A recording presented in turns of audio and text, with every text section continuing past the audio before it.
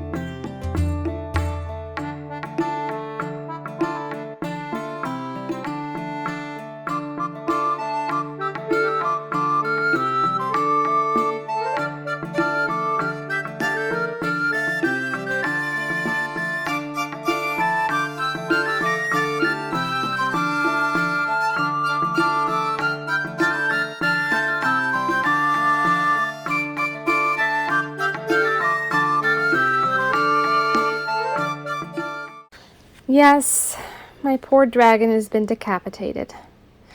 When I got him out of the oven, his head was off and several other parts of his body were rather unstable. So I didn't want to start over because I liked the rest of him and how he turned out.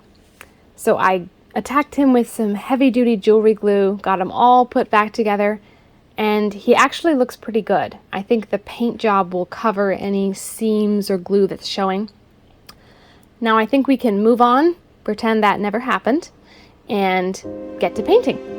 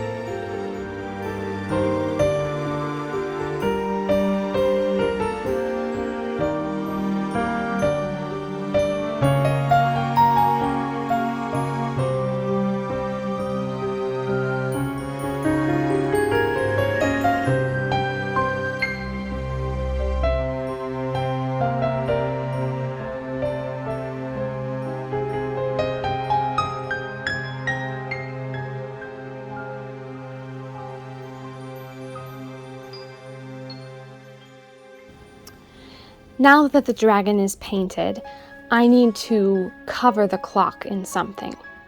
I was thinking of doing a kind of rocky cave-like look. So I made some small stones out of clay and also some thinner sheets to kind of wrap the clock in. After baking those, I'm now ready to assemble.